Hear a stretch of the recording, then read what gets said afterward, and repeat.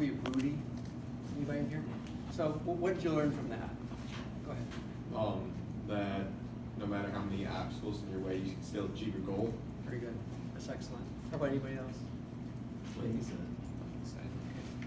You know, I think that movie kind of resonates a little bit with what I'm going to talk about today, because, you know, basically what he imagined or visioned for his life was something that was really unattainable to some degree. You know, he imagined himself playing football at Notre Dame. He was like 5'6", 160 pounds, and he also didn't have any support. So he actually did achieve his goal. And that reminds me of, there's a book there's an author by the name of Jack Canfield, who wrote the Chicken Soup for the Soul books. I don't know if you ever saw those. He talks about basically about the characteristics of a highly successful person, that they're able to persevere despite obstacles in life. The other thing he talked about was having a vision for your life, or seeing yourself in the future. And that's something I'll talk a little about today. So to start with, I have to go back to when I was 12 years old in 1972. And in those days, oftentimes I was in the basement. My parents had a neat basement. They had a pool table, a stock bar with liquor. And on a summer day in 1972, my friend David pulled a bottle of brandy out and dared me to drink it. Of course, I didn't want to dare, so I went ahead and took a big drink. And I remember two things at that point when I drank the brandy. One was, of course, I gagged when the brandy went down my throat. And secondly, I felt something different. I felt a sense of calm and confidence really for the first time. That's something that didn't come easily for me during that age group. Unlike now, being a STEM kid, you know, really being into science was not really cool back in the early 1970s.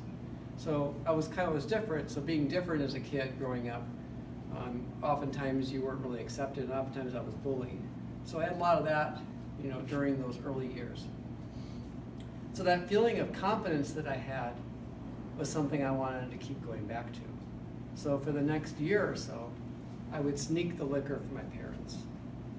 And amazingly enough, I would go to convenience stores and I would stand there with a $5 bill. I was 14 years of age by that time. And I would say, would you buy me a 6-pack of beer? And we would always count how many times would I have to do that before they would do that. 4 or 5 times. And nowadays they'd probably be arrested, but anyways, it didn't happen then.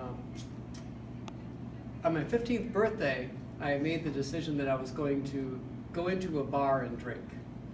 So I borrowed my dad's leather coat, and I was sporting a big mullet back in those days. If you look at pictures in the 1970s, I don't have a picture of myself here, but big, huge hair.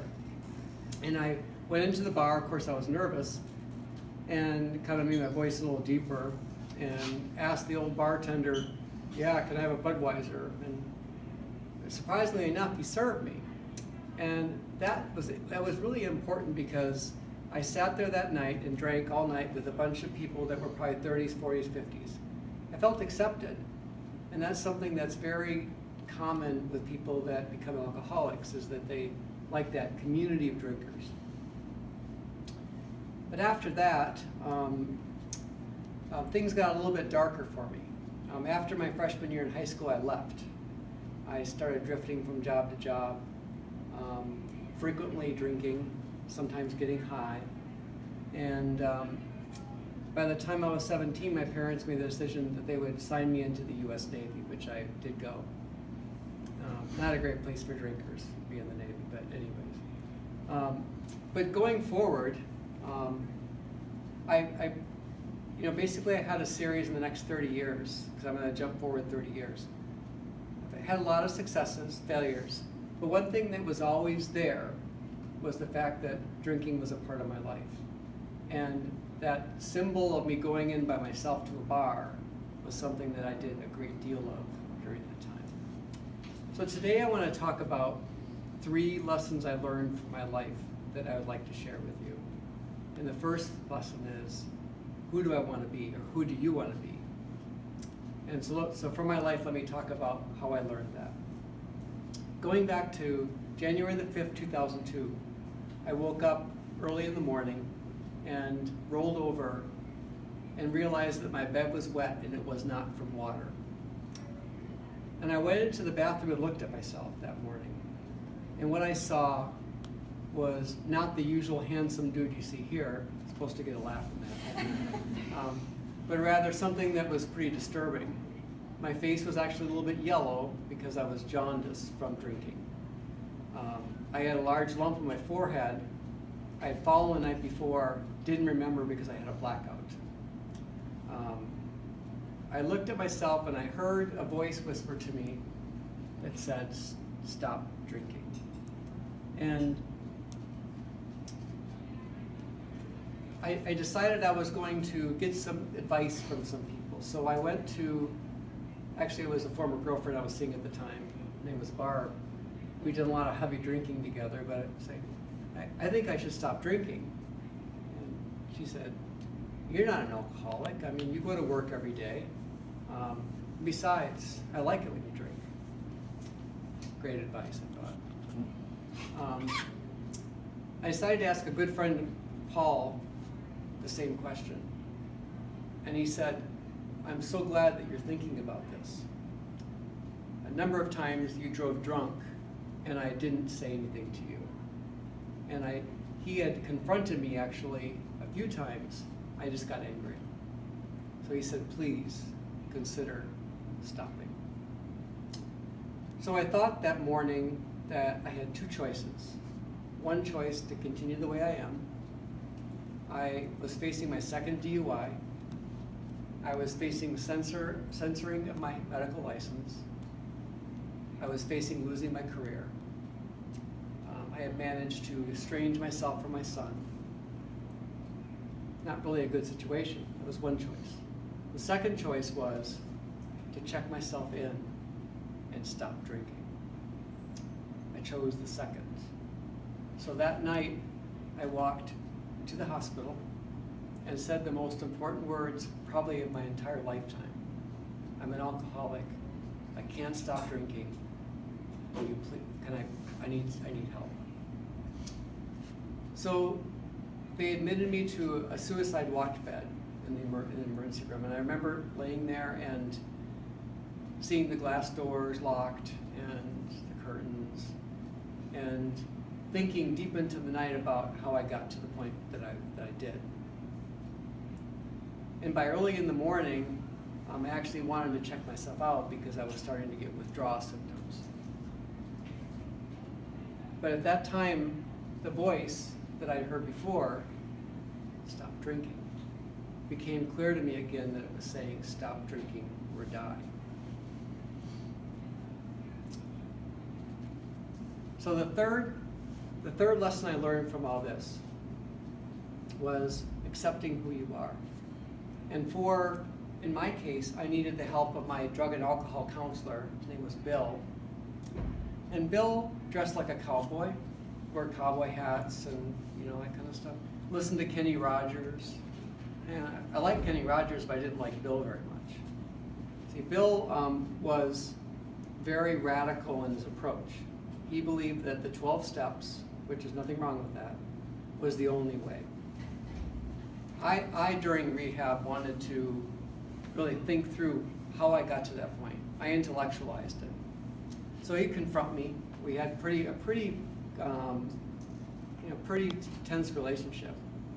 But I remember on the 27th day, I was glad to see him because it was the last day. I was going to graduate from rehab, and I was going to be going home.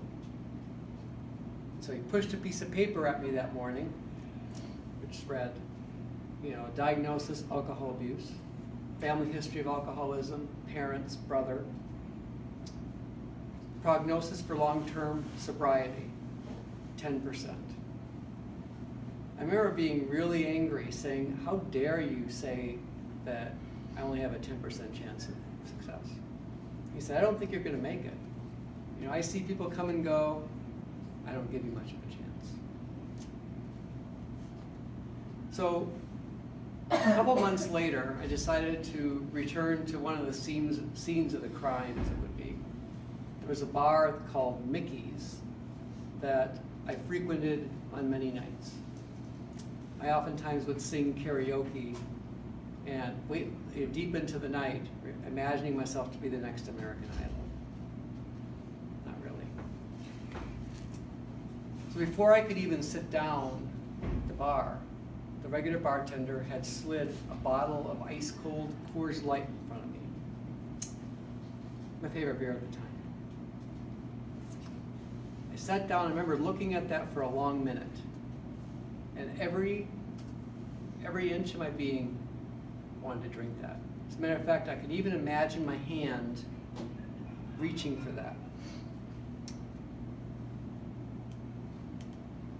But something stopped me. It was actually the 10%. I remember thinking, 10% chance. And so I pushed it away and ordered a Diet Coke.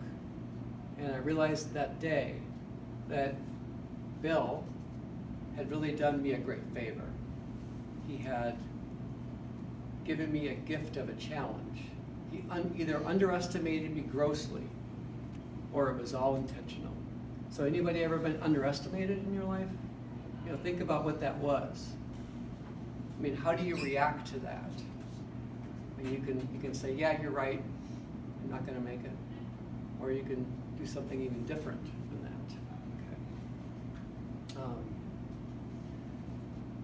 So what I learned thus far to that, and I remember thinking through that, is that the first step that I talked about, which was, who do I want to be? It had to be reimagined, or it had to be repeated every day. So thinking about where my life wanted to go from that point, you know, I had aspirations of doing a number of things, including getting my PhD and going on, etc. It stalled, basically. I wasn't going anywhere. So after that, I imagined myself not only being sober, but going farther. But I had to think about the steps I had to take to achieve the goals I had set for myself. I also had to take the steps to never drink again. And I can tell you that those people who have experienced alcohol abuse, who have to stay sober, it means that you have to, on a daily basis, make an intentional decision to walk away from it. And you know, it took a number of years, but I'm comfortable with people drinking around me now. It doesn't bother me a bit. But you know, that had to be something I had to intentionally do. And accepting who I am, or who I wanted to be, was something that also took time through the years, and I'll come to that in a little bit. So after that, I started to realize the benefits of that lesson that I learned. An example of that was 2.5 years later, I remember being on the lawn of Andrews University here in Michigan. I was going to get my PhD that day. I was going to be hooded. And I remember thinking to myself how fortunate I really am to be there. My parents were there, my siblings were there, and I remember seeing my mother looking with pride about how I had gotten through that and I'd gotten that degree. And that really, to me, was the first real step of how far I had come from that. But I was to find that whole process of becoming the person I wanted to be and accepting that was something that would continue.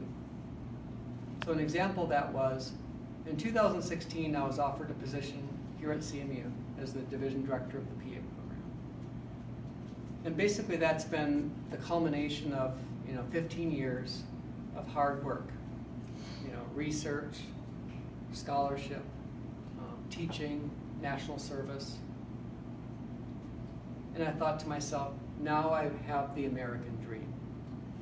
But there was something else that was missing at that time, because I kept hearing kind of a voice whispering to me that I needed to tell this story. You see, I was really kind of ashamed of this story, because very few people knew about it. And in the circles that I was in, it's not something you're going to tell easily. So in early 2017, I sat down and began to pen some of the things in my life.